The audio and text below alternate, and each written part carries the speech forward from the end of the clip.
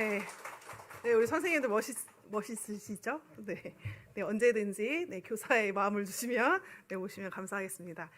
지난 어버이날 잘 보내셨어요? 네, 제가 요새 시대에는 좀 달라진 걸 느낀 게 예전에 저 어렸을 때는 부모님들이 막 종이로 접은 카네이션도 이렇게 가슴에 달고 다니셨거든요. 근데 요새는 카네이션 달고 있는 분을 많이 못 봤어요. 그런데 제가 5월 8일 날 카톡이 대거 업데이트 되는 것을 보았어요. 카톡 사진에 다 카네이션 받은 거, 선물 받은 거, 손주, 손녀 AI로 요새는 막 이렇게 사진도 꾸며주더라고요. 그래서 막 그걸로 막 다 바꾸는 걸 보면서, 아, 이런 시대를 우리가 살아가고 있구나라는 생각을 하게 됩니다. 저희 교회가 그 기념일이 있는 주간보다 앞서 교회에서 좀 앞서서 지켰으면 좋겠다 해가지고 저희는 무조건적으로 지키는 게 아니고 뭐 첫째 주는 원래 다른 교회는 어린이주일, 둘째 주는 어버이주일, 셋째 주는 뭐 스승의주일 이렇게 지키는데 저희는 그 날에 있는 주간에 앞서서 맨날 이렇게 정하고 있거든요. 그래서 지난주는 어린이 어버이주일이었고 오늘은 스승의 주일로 네, 기념하고 있습니다. 그래서 오늘 점심은 청소년부에서 감사한 마음을 담아서 네, 부모님에게도 감사하고 선생님에게도 감사하고 모든 어른들에게 감사한 마음을 담아서 점심을 청소년부에서 식사 봉사를 합니다. 그래서 제가 먹어도 되냐고 확인을 네, 하였습니다. 네, 먹어도 괜찮을 것 같아요. 선생님들이 네, 하고 아이들 옆에서 도와주고 그리고 서빙하고 네, 그런 거 한다고 하니까 네, 맛있게 드셔주시고 우리 아이들이 그렇게 감사를 표현하고 이거 당연한 거 아니다. 우리 부모님들이 교회 어른들이 그동안 여러 아이들을 섬겨준 것이다라는 것을 경험하게 되니까 네, 맛있게 드셔주셨으면 감사하겠습니다. 그리고 이번 주 목요일부터 우리 502로 심야 기도회가 시작됩니다. 그래서 세겹줄 반드시 오늘 네, 미리 말씀하셔서 같이 나가자, 같이 세겹줄 하자 해서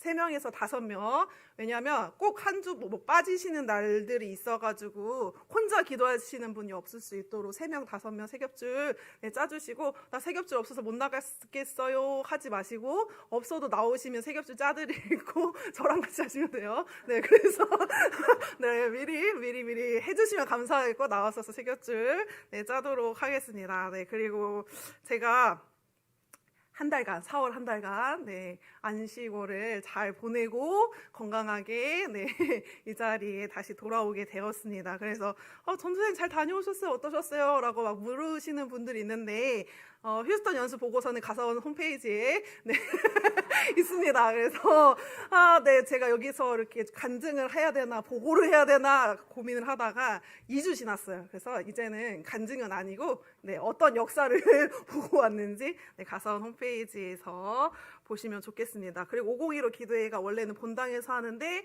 목요일은 여기서 생명이상 클래스가 있어서 합정을 해서 시작한다라는 거 목요일만 네, 우리 함께 기억해 주셨으면 좋겠습니다. 네, 오늘 말씀 야고보서 1장 21절에서 25절의 말씀입니다. 우리 함께 하나님의 말씀을 존중히 여긴다는 마음으로 일어서서 네, 말씀 교독하도록 하겠습니다. 제가 먼저 읽도록 하겠습니다. 그러므로 더러움과 넘치는 악을 모두 버리고 온유한 마음으로 여러분 속에 심어주신 말씀을 받아들여야 합니다.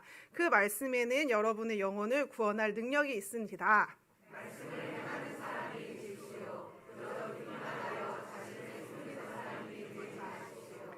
말씀을 듣고도 행하지 않는 사람은 있는 그대로의 자기 얼굴을 거울 속으로 들여다 보기만 하는 사람과 같습니다. 이런 사람은 자기의 모습을 보고 떠나가서 그것이 어떠한지를 곧 잊어버리는 사람입니다. 함께 읽겠습니다. 그러나 완전한 율법, 곧 자유를 주는 율법을 잘 살피고 끊임없이 그대로 사는 사람은 율법을 듣고서 잊어버리는 사람이 아니라 그것을 실행하는 사람인 것입니다. 이런 사람은 그가 행한 일에 복을 받을 것입니다. 아멘. 네, 우리 함께 서로 앞뒤 좌우 네, 인사하시면서 자리에 앉도록 하겠습니다. 하늘 복 많이 받으세요. 땅의 복 많이 받으세요. 하늘 복 많이 받으세요. 네. 감사합니다. 혹시 네, 오늘 나오실 때 거울 보고 나오셨습니까? 네, 다 보고 나오셨어요.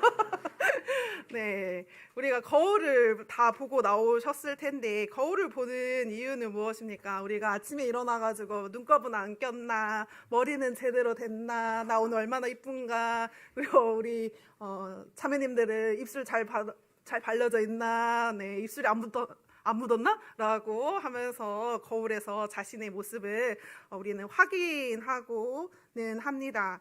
거울은 우리에게 우리의 지금의 모습을, 현실을 보여주기 때문입니다.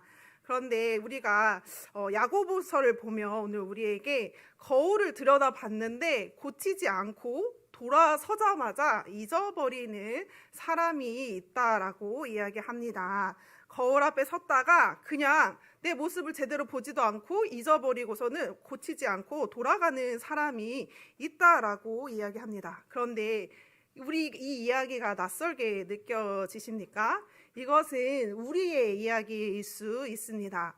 우리가 예배당에 나와서 말씀을 듣고 아멘 하고 전도사님 말씀에 은혜 받았어요 라고 이야기는 하는데 집으로 돌아가서는, 직장에서는, 삶의 자리에서는 그 말씀이 어디로 갔는지 모르겠는 우리의 모습이 그렇기 때문입니다. 풍요 속에 빈곤이라는 말이 있습니다. 우리가 겉으로는 물질적으로, 경제적으로 풍요로워 보이지만 실제로는 만족감이나 관계에서나 정신적인 안정 등에서 결핍을 느끼는 상태를 풍요 속의 빈곤이라고 합니다. 우리는 어느 때보다 정보가 과부하되어 있는 상태, 너무 많은 정보들 속에 살아갑니다. 그래서 말씀의 홍수 시대 속에 살고 있습니다. 우리는 언제든지 스마트폰만 켜면 찬양도 들을 수 있고 설교도 들을 수 있습니다. 수많은 기독교 서적이 넘쳐납니다. 이제는 우리가 인터넷에서 검색하는 정도를 넘어서 AI에게 물어보면 언제든지 신학 교수님보다 더 뛰어난 신학적인 답변들까지 해줍니다. 그런데 이상한 일은 말씀은 넘쳐나고 말씀은 이렇게 가까이 있는데 그 말씀에 변화된 사람을 찾기는 점점 더 어려워지고 있습니다. 홍수가 났을 때 정작 마실 물이 없는 것과 같은 영적 기갈 상태입니다. 안타깝게도 우리는 말씀을 듣고 난 뒤에는 나는 말씀대로 살았어 라고 착각하고는 합니다. 설교를 듣고 은혜를 받은 것으로 마치 자신이 그 말씀의 수준에 도달한 것 같은 착각에 빠지고는 합니다. 신앙이 있다고 말하면서도 그 믿음이 삶과는 아무 상관이 없는 사람들, 그리고 말로는 예수님 믿어요 라고 하면서 행동은 전혀 변하지 않는 사람들을 향해서 야고보는 오늘 말씀을 통해서 우리에게 답을 주고 있습니다. 오늘 야고보서 본문 1장 21절에서는 이렇게 이야기합니다. 여러분 속에 심어주신 말씀을 받아들여야 합니다 라고 권면합니다. 우리가 행하기 이전에 선행되어야 할 것은 바로 무엇을 내 마음에 심느냐 하는 문제입니다. 말씀을 행하는 사람이 되기 위해서는 먼저 말씀을 제대로 믿는 사람이 되어야 합니다. 그리고 말씀을 제대로 받기 위해서는 먼저 버려야 할 것을 버려야 합니다.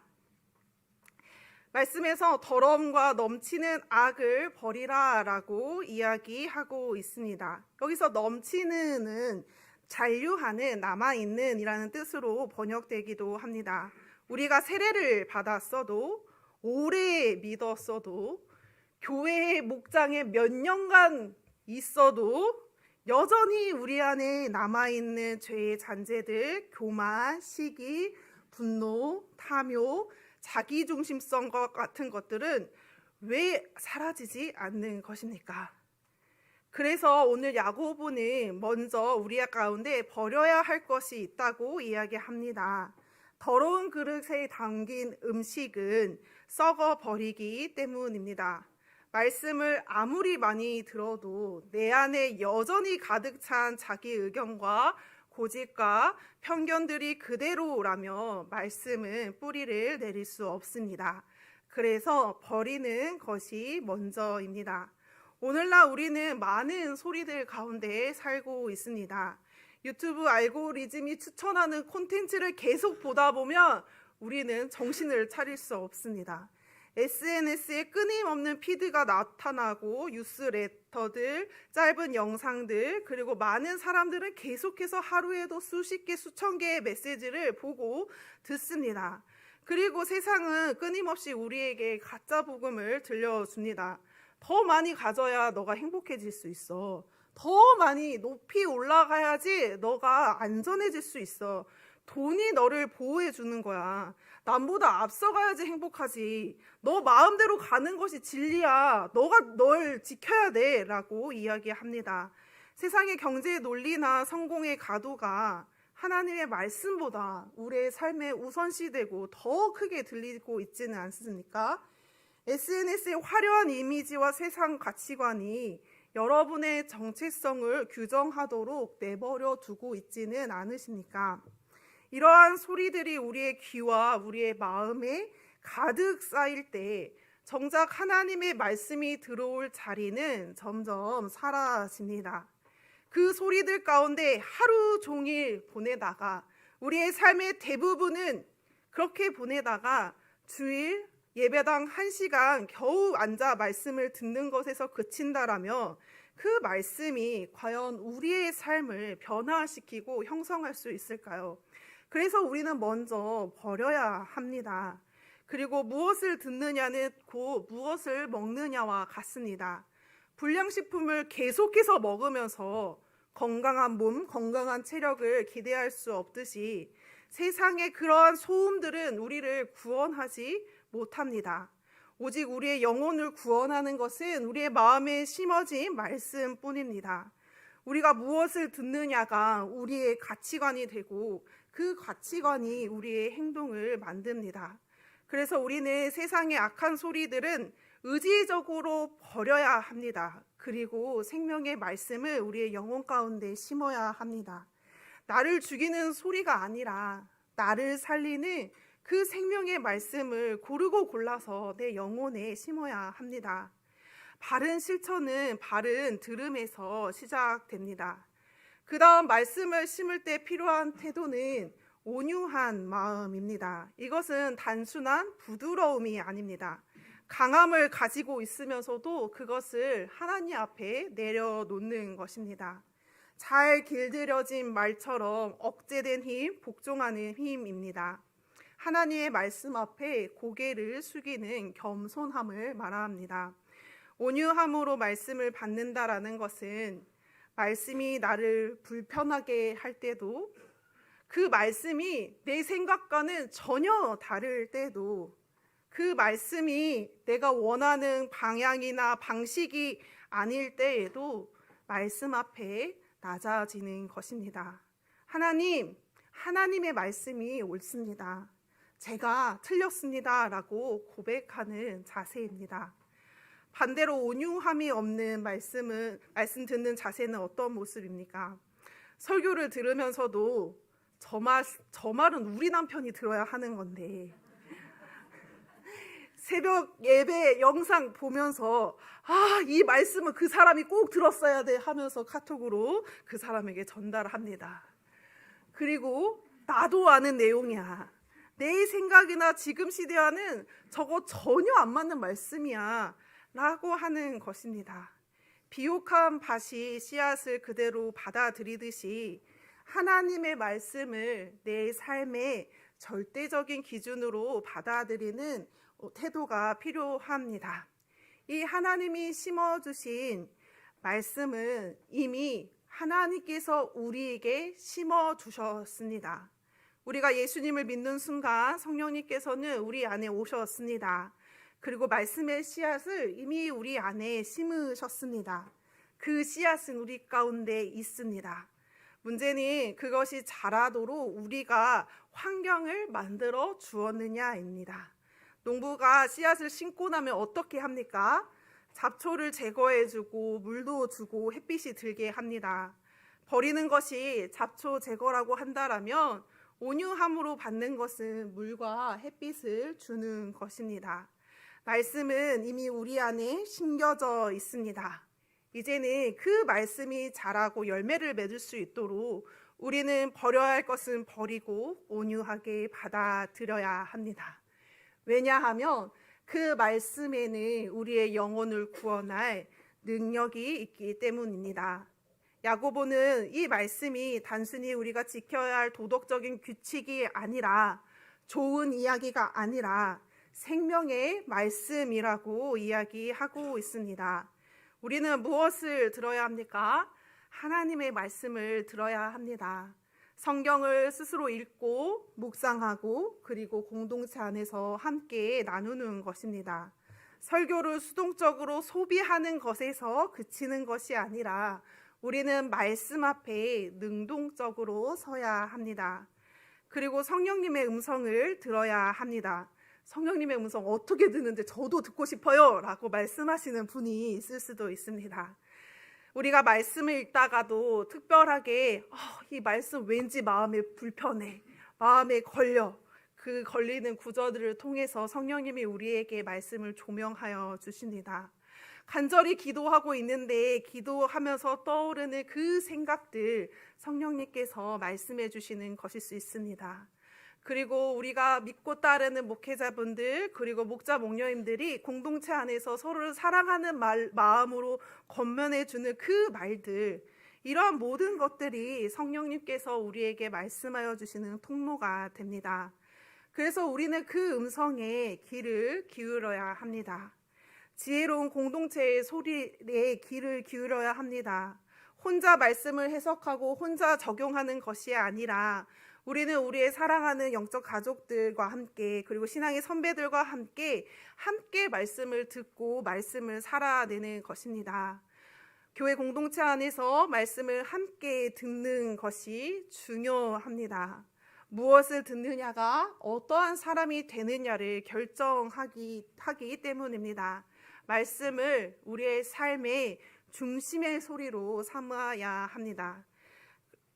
그래서 야고보는 계속해서 이야기합니다. 말씀을 행하는 사람이 되라고 이야기합니다. 그저 듣기만 하여 자신을 속이는 사람이 되지 말라고 이야기하고 있습니다. 제가 신대원을 다닐 때 교수님 중에 정말 성품이 훌륭하신 분이 있었습니다. 그래서 저분은 정말 예수님 닮았어 라고 이야기를 하고, 그리고 실력도 뛰어나셔서 책도 여러 권 쓰신 유명한 교수님이 있었습니다. 그래서 많은 학생들이 치열하게 수강 신청을 하여서 제일 먼저 클래스가 마감되는 교수님이십니다. 그래서 이 교수님의 강의에는 청강생들도 꽤 많이 있었습니다.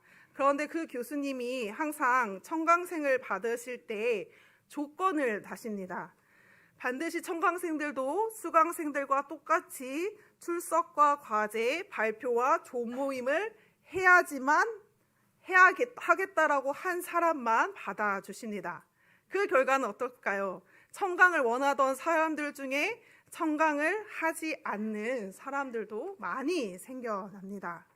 청강은 강연을 들으러 다니는데 아무런 의무나 책임감이 없는 청중을 가리키는 단어입니다. 말씀을 소비하는 사람, 설교를 평가하는 사람, 은혜를 느끼는 것에서 끝나는 사람이 바로 청강생입니다. 이것이 우리의 모습이 아닌지 한번 생각해 보십시오. 우리는 설교를 많이 듣습니다. 유튜브에서도 듣고 팟캐스트로도 듣고 주일마다 예배당에서도 듣습니다. 말씀도 읽습니다. 어쩌면 이전에 어떠한 세대들보다 더 많은 말씀을 소비하는 세대가 지금의 우리일지도 모릅니다. 그런데 야고보는 듣기만 하고 행하지 않는 것을 자신을 속이는 사람이라고 정의하고 있습니다. 자신을 속인다라는 것은 논리적으로 잘못된 결론에 이른다는 뜻입니다. 예배 시간에 말씀을 듣고 은혜를 받아서 눈물을 흘리면 마치 내가 그 말씀대로 살고 있는 것 같은 착각이 때로는 듭니다. 하지만 그것은 감정의 동요이지 신앙의 성숙은 아닐 수 있습니다. 말씀을 들었으니 나는 신앙인이다. 나는 주일에 예배 드리니 그리스도인이다. 나는 은혜를 받았으니까 나는 변화된 사람이다. 그렇게 말하면서도 우리의 삶의 모습은 말씀과 전혀 상관없고 변하지 않는다라면 행함이 따르지 않는 그러한 은혜는 영적인 자기 기만이라고 야고보는 이야기하고 있습니다. 이렇게 오늘 예배 드리면서 눈물 흘리면서 뜨겁게 예배 드렸는데 집에 돌아가는 길에 바로 가족에게 너 왜 이렇게 늦게 나와? 이거밖에 안 돼? 내가 너 약속했지? 라고 하면서 짜증을 내신 적은 없습니까? 말씀을 들으면서 그래 이번 주에 꼭 용서해야지, 꼭 그 친구를 사랑해야지 라고 결심했는데 출근하자마자 그 사람을 보면서 짜증나 못하겠다 라고 잊어버리신 적은 없으십니까? 말씀이 좋다고 느끼는 것과 말씀이 나를 바꾸는 것은 전혀 다른 일입니다. 그러면서 야고보는 이러한 사람들을 향해서 말씀을 듣고 행하지 않는 사람은 자기 얼굴을 거울 속으로 들여다보기만 하는 사람과 같다라고 이야기하고 있습니다. 이것이 이상하게 들리십니까? 그런데 우리는 매주 혹은 날마다 이 일을 하고 있습니다. 말씀을 통해서 나의 민낯을 보게 됩니다. 나의 교만이 보이고 나의 이기심이 보이고 내가 얼마나 자기 중심적인 사람이었는지가 보입니다. 그런데 예배당 문을 나서는 순간, 성경책과 큐티책을 덮는 순간 이거 내 얘기 맞았나? 하고는 그냥 넘어갑니다. 거울을 보는 목적은 내 얼굴의 얼룩을 찾아 씻어내기 위한 것입니다. 잘못된 부분을 고치기 위해서입니다. 말씀의 거울을 통해서 내 안에 시기심, 탐욕, 음란함을 보였다면 그 즉시 돌이켜서 닦아내야 합니다. 하지만 많은 순간들에 우리는 예배당 문을 나서는 순간, 성경책을 덮는 순간, 스마트폰 재생을 끄는 순간 거울 속에 나의 추한 모습은 잊어버리고 세상에 예수님을 알지 못하는 사람들과 똑같은 모습으로 살아갑니다. 이것이 바로 우리의 모습이기 때문에 우리가 말씀을 듣고 행하는 사람이 되어야 하는 절박한 이유입니다. 팔레스타인에서 거울은 지금의 모습과는 달랐습니다. 유리 거울이 아니라 구리나 청동을 닦아 만든 금속 거울이었습니다. 완벽하게 선명하지 않았습니다. 조금은 흐릿하고 조금 뒤틀려 보이기도 했습니다. 그런데도 사람들은 그 거울 앞에서 자신을 살폈습니다. 왜냐하면 거울이 아니면 자기 얼굴을 볼 방법이 없었기 때문입니다. 말씀이 우리에게 바로 그런 거울입니다. 완벽한 분석이 안 될 수도 있습니다. 때로는 무슨 말을 하는지 모호하게 느껴지기도 합니다. 하지만 말씀 앞에 우리가 설 때 다른 어떤 것도 보여주지 못한 것을 우리에게 보여줍니다. 말씀 앞에 바로 섰을 때 나의 진짜 모습을 볼 수가 있습니다. 가족들이나 직장 동료들이나 이웃들에게는 절대 보이지 않는 하나님 앞에서의 나의 모습을 볼 수가 있습니다. 그런데 왜 우리는 보고도 잊어버리는 걸까요? 야고보가 직접 이유를 설명하진 않지만 첫 번째는 변화보다 우리는 위로를 원하기 때문입니다. 말씀을 들을 때 우리는 나의 삶을 흔드는 도전보다 나를 안심시켜주는 위로와 평안을 원합니다. 하나님이 나를 사랑하신다라는 말씀은 반갑습니다. 그러나 돈을 사랑하지 말라라는 말씀 너무나도 불편합니다. 이웃을 위해 시간을 쓰고 돈을 쓰고 마음을 쓰라는 그 말씀에 왜 나만 해요라는 생각이 듭니다. 우리는 종종 자신이 듣고 싶은 것만 듣고 나머지는 흘려버립니다.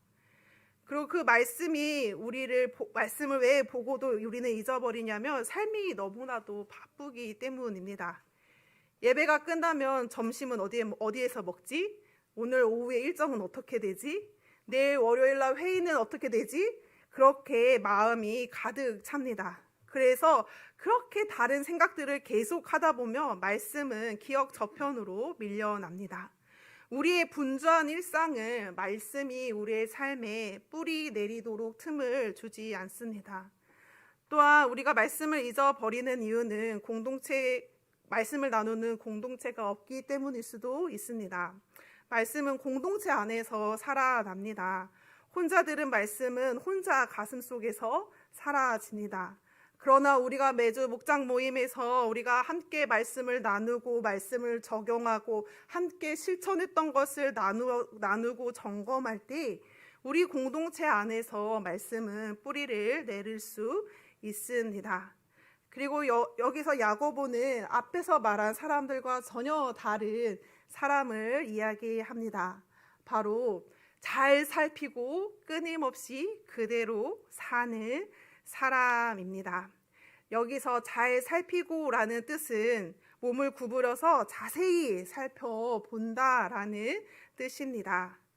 피상적으로 그냥 훑어보는 것이 아니라 호기심과 간절함으로 몸을 낮추고 집중해서 보는 것입니다. 말씀을 이렇게 보는 사람은 말씀이 나에게 무엇을 말씀하고 있는지, 오늘 내 삶에는 어떻게 요구하고 있는지, 이 말씀이 나와는 무슨 관계인지, 나의 삶에 어떠한 결정을 내려야 되는지를 계속해서 진지하게 살펴보는 사람을 이야기하고 있습니다. 야고보는 이런 사람이 복을 받는다라고 이야기하고 있습니다. 그런데 야고보가 사용하는 표현이 굉장히 흥미롭습니다. 자유를 주는 율법이라고 이야기하고 있습니다. 율법과 자유는 함께 할 수 없는 단어인 것처럼 느껴집니다. 율법은 우리를 강제하고 속박하는 것처럼 느껴집니다. 그런데 야고보가 말하는 율법은 예수님이 완성하신 율법입니다. 내가 율법이나 예언자들의 말을 폐하러 온 줄로 생각하지 말아라. 폐하러 온 것이 아니라 완성하러 왔다. 예수님 안에서 율법은 정죄의 도구가 아니라 생명의 길이 되었습니다. 우리를 묶는 것이 아니라 해방시키는 말씀이 되었습니다.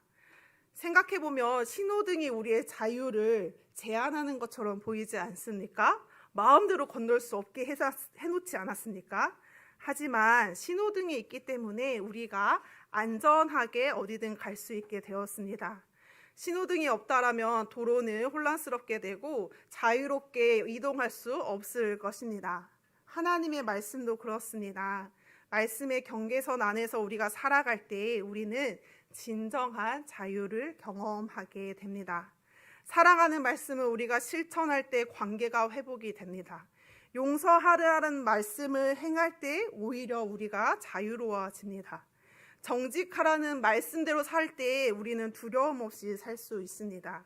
이것이 우리에게 자유를 주는 율법입니다.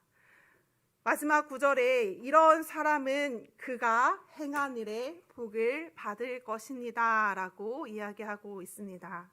야고보는 행하는 일에 복을 받는다라고 이야기합니다. 행하기 전에 혹은 행했기 때문에 복을 받는 것이 아니라 행하는 그 과정과 그 자리에 복이 있을 거라고 이야기하고 있습니다. 복은 준비가 다 된 다음에 오지 않습니다. 완벽해진 다음에 오지 않습니다. 말씀대로 살기 시작하는 그 자리에서 우리가 순종의 그 발걸음을 내디는 순간부터 복이 함께하는 것입니다. 하나님의 복은 완벽한 순종의 열매가 아닙니다. 진지한 순종의 길 위에서 만나는 동행입니다. 야고보서 이 1장의 말씀은 예수님의 산상수훈의 마지막 장면과 공명하고 있습니다. 우리 누가복음 6장 47절에서 48절 함께 읽겠습니다. 시작. 내게 와서 내 말을 듣고 그대로 행하는 사람이 어떤 사람과 같은지를 너희에게 보여주겠다. 그는 땅을 깊이 파고 반석 위에다가 짓는 사람과 같다. 홍수가 나서 물살이 그 집에 들이쳐도 그 집은 흔들리지 않는 잘 지은 집이기. 예수님은 두 가지를 함께 이야기하고 있습니다. 내게 와서 내 말을 듣고 그대로 행하는 사람. 이것은 단순히 설교를 들어라 라고 이야기하는 것이 아닙니다. 예수님께서는 자신에게로 나아오라고 이야기하시고 예수님과의 관계 안에서 예수님의 말씀을 듣는 것입니다. 누구의 말을 듣느냐가 먼저입니다. 우리는 예수님의 말을 듣고 있습니까? 아니면 세상의 말을 듣고 있습니까? 마태복음 7장 24절에서 27절은 이렇게 이야기합니다. 그러므로 내 말을 듣고 그대로 행하는 사람은 반석 위에다가 자기 집을 지은 슬기로운 사람과 같다고 할 것이다. 비가 내리고 홍수가 나고 바람이 불어서 그 집에 들이쳤지만 무너지지 않았다. 그 집을 반석 위에 세웠기 때문이다. 그러나 나의 이 말을 듣고서도 그대로 행하지 않는 사람은 모래 위에 자기 집을 지은 어리석은 사람과 같다고 할 것이다. 비가 내리고 홍수가 나고 바람이 불어서 그 집에 들이치니 무너졌다.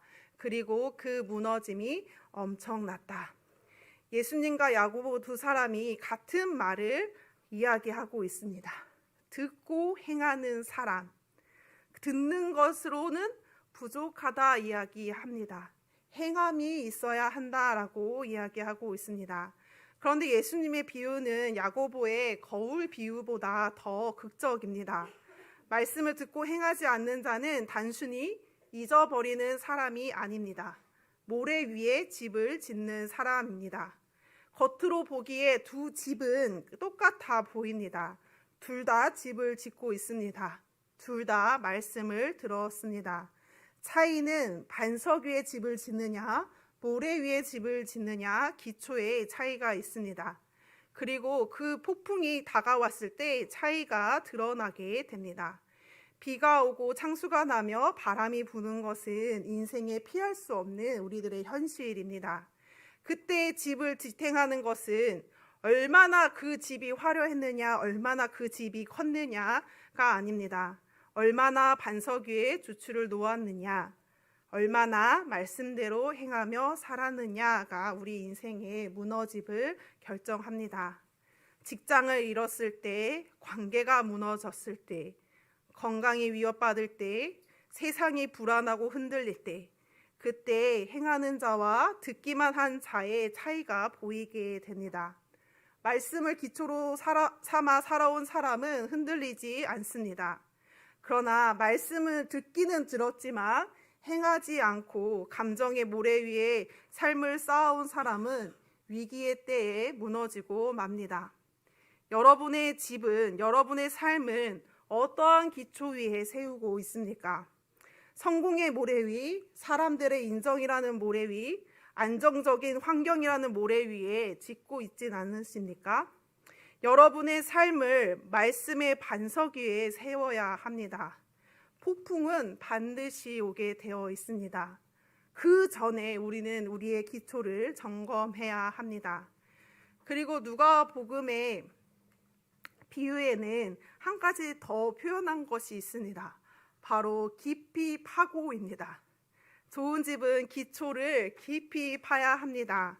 반석 위에 집을 짓는다는 것은 결코 낭만적인 일이 아닙니다. 그것은 고된 노동입니다.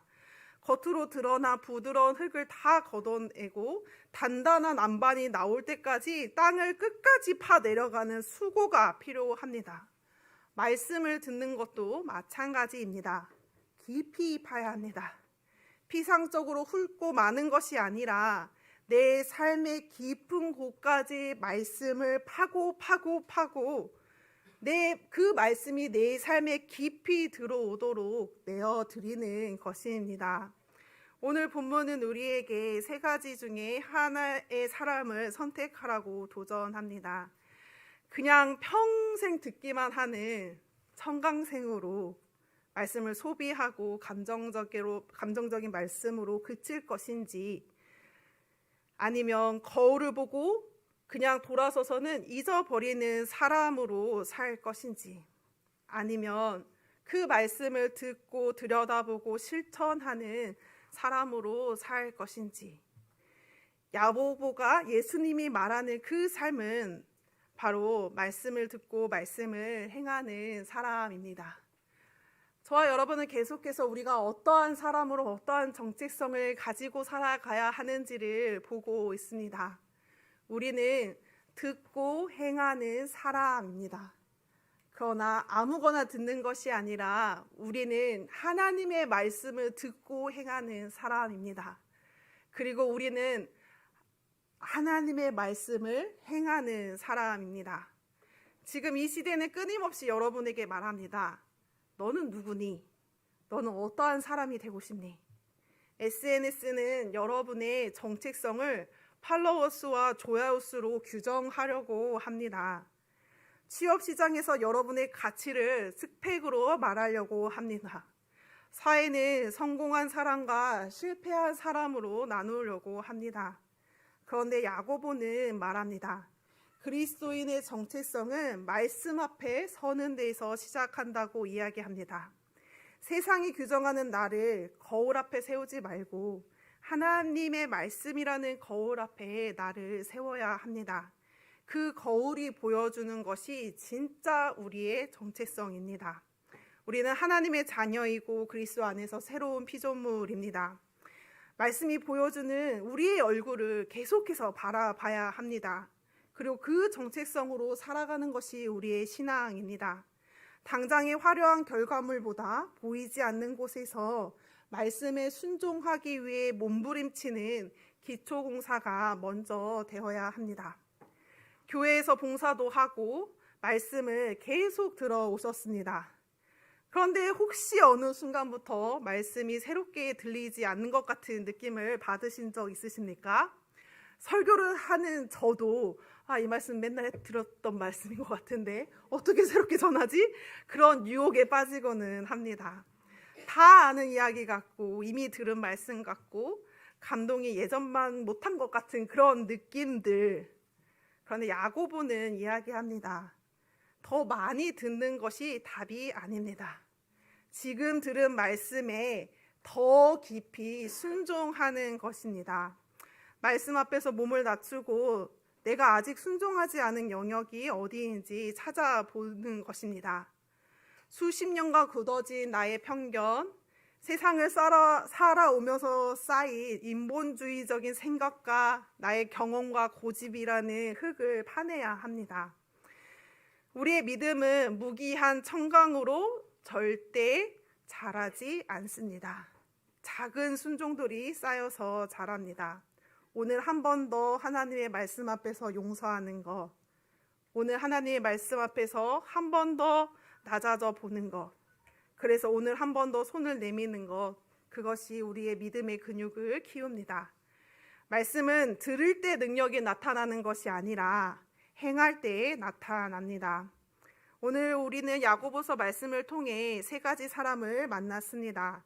듣기만 하는 자, 보고 잊어버리는 자, 들여다보고 실천하는 사람. 야고보는 우리에게 세 번째 사람이 되라고 하고 있습니다. 이것이 결코 쉬운 일이 아닌 것을 야고보도 압니다. 하지만 하나님의 말씀은 우리를 올가매는 사슬이 아닙니다. 오히려 우리를 죄와 불안으로부터 자유롭게 하는 생명의 법입니다. 그래서 자유롭게 하는 율법이라고 하였습니다. 이 말씀을 실천하는 것이 억압하는 것이 아니라 해방입니다. 짐이 아니라 자유입니다. 의무가 아니라 복이라고 말하고 있습니다. 말씀을 행하는 삶이 결국은 우리를 가장 자유롭고 복된 자리로 데려간다라는 뜻입니다. 이 말씀을 깊이 들여다보고 삶의 자리에서 하나라도 실천해 보시기 바랍니다. 내 말씀에 세상의 쓰레기가 계속해서 심기지 않도록 우리의 귀를 지키고 생명의 말씀을 심는 일에 우선순위를 두어야 할 것입니다. 말씀이 나의 그 치부를 드러낼 때 아프더라도 정직하게 직면하고 회개와 순종의 자리로 나아가 보십시오. 그리고 아멘으로 끝내지 말고 오늘 당장 내 삶에서 포기해야 할 나의 고집은 무엇인지, 순종해야 할 작은 일은 무엇인지 찾아서 실천해 보십시오. 지금 바로 말씀을 들으면서 생각났던 하나님의 말씀을 듣기만 했던 그 순종의 제목을 한번 생각해 보고 적어 보십시오.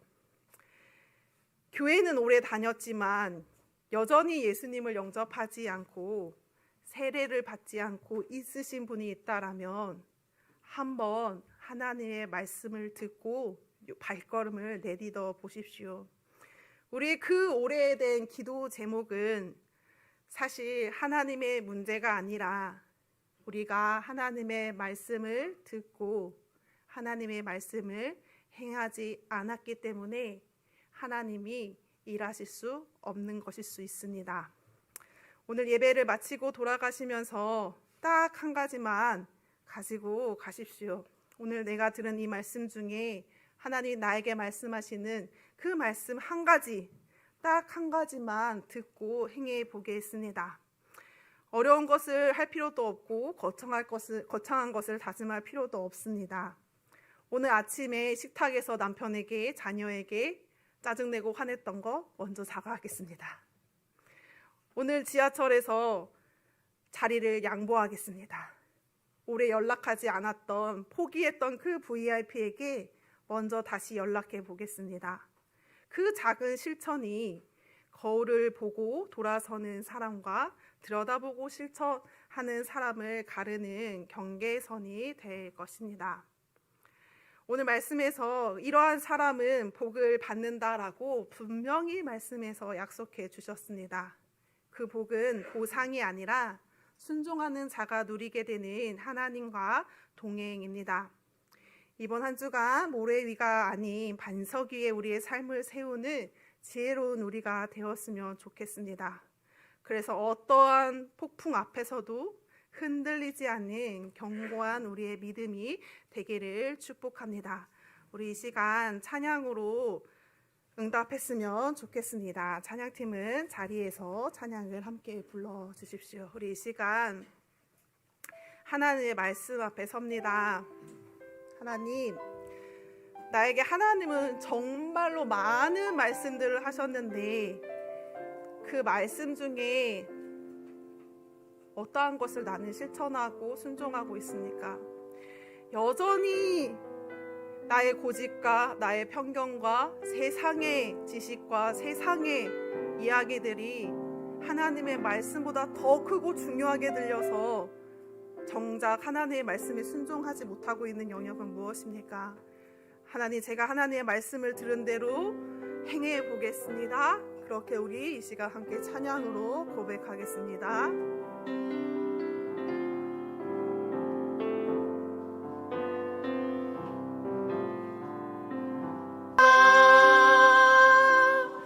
우리 이 시간에는 통성으로 기도했으면 좋겠습니다. 저희 교회가 매주 막 소리를 내어서 통성으로 소리내어 기도하는 교회는 아닙니다. 특별히 502로 기도회 때 소리내어 기도합니다.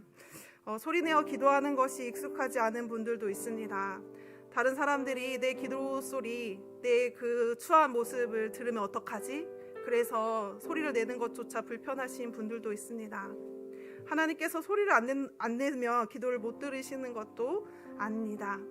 하지만 저 또한 초등부에서 아이들에게 하나님 앞에 기도에 집중하게 하기 위해서 기도는 기도손, 기도 무릎 하면서 바닥에 무릎을 꿇게 하기도 하고, 저와 선생님들이 돌아다니면서 어깨 위에 손을 얹고 기도하기도 하고, 그리고 요새는 손을 꼭 잡고 한 지체가 되어서 기도하고 있습니다. 기도도 우리의 훈련입니다. 우리 이 시간 소리내어서 기도할 때, 소리내는 것이 불편하신 분들은 입술을 움직여서 기도할 때 하나님을, 성령님을 초청하는 우리 기도, 그리고 말씀에 응답하는 기도 하도록 하겠습니다. 우리 함께 주여 한번 부르시고 기도하도록 하겠습니다. 주여, 하나님 아버지, 우리가 하나님의 그 말씀 앞에 섭니다. 하나님, 우리가 말씀을 듣는 것에서 그치는 것이 아니라 하나님 그 말씀대로 살아낼 수 있게 하나님 도와주시옵소서. 하나님 아버지, 우리의 말씀이 아버지 정말로 우리의 삶을 변화시킬 능력이 있습니다. 하지만 그 말씀의 능력이 나타나지 않는 것은 우리가 순종하지 않고 실천하지 않기 때문입니다. 하나님, 이런 우리를 불쌍히 여겨 주시옵소서.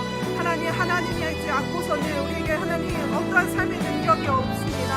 하나님, 우리가 모래 위에 집을 짓지 않게 하여 주시옵소서. 그래서 우리의 삶의 어려운 순간마다, 관계가 어려워질 때마다, 어려운 상황들이 펼쳐질 때마다 하나님이 정말 살아계시는 거냐고, 하나님이 어디 계시냐고 아버지 말하는 자가 아니라 정말로 이런 단단한 반석 위에 집을 지어서 하나님이 일하고 계시다라고, 하나님이 우리와 함께 계시다라고 믿음의 상포를 할 수 있는 우리가 되게 하여 주시옵소서.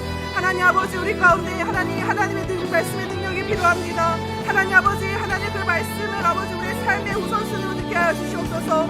세상 가운데 많은 그 소리들이 우리의 삶을 지배하고 우리를 이끌어가는 것이 아니라 하나님의 말씀이 우리의 삶을 이끌어갈 수 있도록 하나님 함께하여 주시옵소서. 하나님이 말씀의 능력이 아버지 우리의 삶의 능력이 되게 하여 주시옵소서. 하나님 아버지, 우리가 그 말씀을 실천할 때 하나님 우리와 동행하여 주시옵소서. 정말로 그 말씀대로 살아갈 때 하나님의 능력이 나타나는 것을 우리가 경험할 수 있도록 하나님 아버지 우리에게 역사하여 주시옵소서. 하나님 아버지 붙들어 주시옵소서. 하나님, 우리가 말씀에 응답하여 아버지 나아갑니다. 하나님 아버지, 우리가 다짐하고 결단한 것들이 있습니다.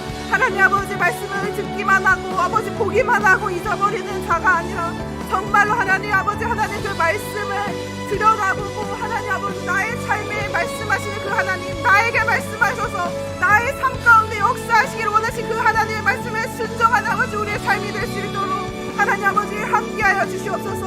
하나님, 나에게 어떠한 말씀을 하고 계십니까? 하나님, 우리의 가정 가운데 어떠한 말씀을 하고 계십니까? 하나님, 우리의 목장 가운데, 우리의 교회 가운데 어떠한 하나님의 말씀이 있는지 아버지 우리가 상고할 수 있게 하여 주시옵소서. 우리가 깊이 들여다보며 하나님 아버지 그 말씀을 따라 살아가는 우리 모두가 될 수 있도록 하나님 아버지 함께하여 주시옵소서. 이끌어가 주시옵소서. 하나님 아버지, 우리 가운데 오랜 기도 제목들이 있습니다. 하나님, 그 기도 제목이 아버지 이루어지지 않는 것은 하나님의 능력이 없어서가 아니라 하나님의 말씀을 듣고 실천하지 않는 우리가 있기 때문입니다. 하나님 아버지, 이런 우리를 불쌍히 여겨주시옵소서. 하나님 아버지, 하나님의 능력을 아버지 간절히 구합니다. 하나님 아버지, 우리의 욕심 때문이 아니라 우리의 일 때문이 아니라 정말로 아버지 하나님의 뜻과 하나님 나라를 위하여 구하는 우리가 되게 하여 주시옵소서. 하나님 아버지, 먼저 그의 나라와 그의 의를 구할 때 하나님 아버지 우리를 보살피시고 하나님 아버지, 하나님의 사람들이 어떻게 잘 되고 어떻게 복을 받게 되는지 하나님 우리가 능력을 나게 하여 주시옵소서. 하나님 아버지 함께 하여 주시옵소서.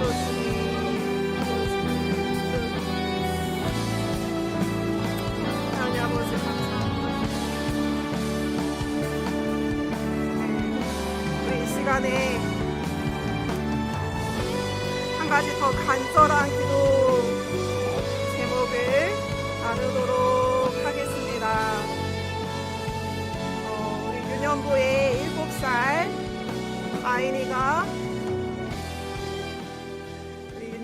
7살 아이니가 지난 목요일에 뇌종양 수술을 하였습니다. 아까 대표 기도 때 누구지? 라고 하시는 분도 있었을 것 같은데, 유치부 7살 아이 뇌에 종양이 생겨서 지난 목요일날 종양 제거 수술을 하였고, 앞으로 방사선 치료와 항암 치료를 계속하게 됩니다. 종양으로 인해서 시신경이 눌려서 시야가 좁아지고 회복을 기다려야 하는데, 하나님, 이때 왜 우리에게 이런 일들이 일어났습니까? 어린 자녀에게 이런 일이 일어나니까 우리 부모님의 마음은 세상이 무너지는 것과 같습니다. 우리 이 시간 물론 다른 육체의 질병으로 더 어려운 상황들로 아파하는 분들도 있겠지만 우리 가족 공동체의 기도의 힘을 믿습니다. 우리 이 시간 우리 아이니가 잘 회복되어지고 건강한 몸이 될 수 있도록, 그리고 아픈 자녀를 돌보고 품에 안아야 하는 그 부모님들 가정 가운데 평안함을 하나님이 힘을 감당하게 주시도록 우리 이 시간 계속 기도하고, 그리고 우리 계속 기도가 필요한 우리 가족들을 위하여서 정말로 통성으로 우리 간절히 기도하도록 하겠습니다. 다시 한번 주여 부르시고 기도하도록 하겠습니다. 주여! 하나님 아버지, 불쌍히 여겨주시옵소서. 하나님, 우리 아이님 하나님께서 품에 안아주시옵소서. 하나님 왜 이런 일이 일어났습니까? 하나님, 우리 아이들 아버지 건강하게 하는 것이 하나님 그 단 한 기도 제목이었는데요. 하나님 고쳐주시옵소서. 하나님 그 치료의 과정 감당할 수 있도록 하나님 역사하여 주시옵소서. 하나님, 믿는 자의 기도를 통해서 일하시는 하나님, 아버지 하늘을 해와 달도 움직이시는 하나님, 우리 아이들의 아버지 상처를 치유하여 주시옵소서. 하나님 아버지, 그 치료의 과정들 아버지 하나님께서 함께하여 주시옵소서. 아버지, 찢어지는 가슴을 품에 안고 아버지 그 아픈 아이를 바라보야 하는 그 부모님의 마음을 하나님께서 품에 안아주시옵소서. 하나님, 아픈 아이들을 바라보면서 하나님이 아버지 그 더 아파하는 것을 볼 수 있게 하여 주시옵소서. 하나님, 아이들을 위하여서 예수님이 십자가에서 죽으시고 부활하셨습니다. 하나님 아버지, 역사하여 주시옵소서. 하나님 아버지, 우리 교회 가운데는 아버지 우리가 어찌할 바를 모르는 아버지 질병 가운데 하나님 아버지 물질적인 어려움으로 하나님 아버지 삶의 어려움으로 인하여서 아버지 힘들어하고 고통스러워하는 우리 가족들이 있습니다. 하나님, 불쌍히 여겨주시옵소서. 하나님 아버지, 고쳐주시옵소서. 하나님, 회복시켜 주시옵소서. 하나님, 싸매어 주시옵소서. 하나님, 일하여 주시옵소서. 하나님 아버지, 우리의 평안함을 위한 것이 아니라 아버지 우리의 삶 가운데 역사하시는 그 하나님을 통하여서 하나님 정말로 하나님의 나라의 일들을 아버지 보여주게 하여 주시옵소서. 아버지, 이 일을 통하여서 우리에게 펼쳐진 그 많은 일들이, 고난의 일들이 아버지 하나님이 하시는 일들로 변화시켜 주시옵소서. 아버지 하나님이 함께하여 주시옵소서. 하나님 아버지, 하나님의 간증이 될 수 있도록 하나님 아버지 하나님이 하여 주시옵소서. 하나님, 우리가 한 공동체가 한 마음으로 아버지 우리가 서로를 위하여 기도할 때 하나님 아버지 우리 공동체가 더 든든히 세워질 수 있도록 하여 주시옵시고, 우리의 가정과 우리의 목장과 우리의 교회를 아버지 이 나라 이 땅을 아버지 하나님께서 불쌍히 여겨주시고 아버지 반석 위에 세워주시옵소서. 하나님 아버지 감사합니다. 하나님 역사해 주시옵소서. 주님 아버지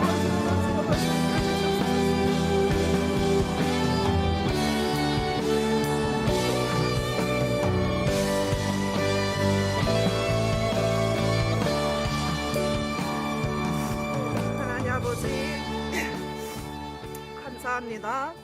하나님, 오늘도 말씀 앞에 섭니다.